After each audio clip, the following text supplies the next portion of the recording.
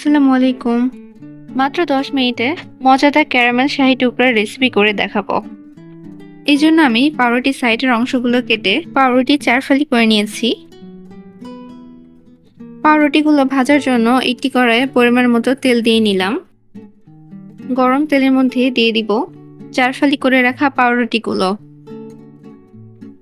এক পাশে ভাজা শেষ হয়ে গেলে আরেক পাশ ভেজে নিব। এজন্য সবগুলো পাউরুটি টুকরো উল্টিয়ে দিব। এইভাবে দুই পাশে হালকা লাল করে ভেজে সবগুলো পাউরুটি উঠিয়ে নিব। সবগুলো ভাজা হয়ে গেলে ক্যারামেল বানানোর জন্য আমি আমার পরিমাণ মতো চিনি নিয়ে নিলাম। চিনিগুলো অল্প আঁচে ক্যারামেল করে নিয়েছি।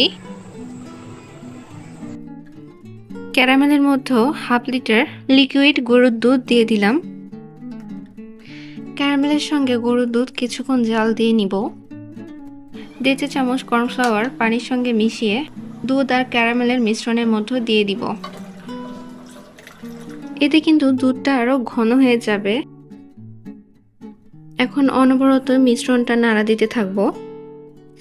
এতে কিন্তু এক সময় দুধের ক্যারামেল চকলেটটা রেডি হয়ে যাবে। এই তো রেডি হয়ে গিয়েছে। এখন ঠান্ডা করার জন্য কিছুক্ষণ রেস্টে রেখে দিব। ঠান্ডা হয়ে গেলে ভেজে রাখা পাউরুটির টুকরার উপর দুধের মালাইগুলো পাউরুটির উপর দিয়ে দিব। ডেকোরেশনের জন্য বাদাম কুচি দিয়ে দিলাম। 10 মিনিটের মধ্যে এত মজাদার ডেজার্ট বানানো শেষ আমার। এটা যে কি পরিমাণে মজার হয় যারা খেয়েছেন তারাই বুঝবেন। আমার রেসিপিটা কেমন হয়েছে অবশ্যই জানাবেন।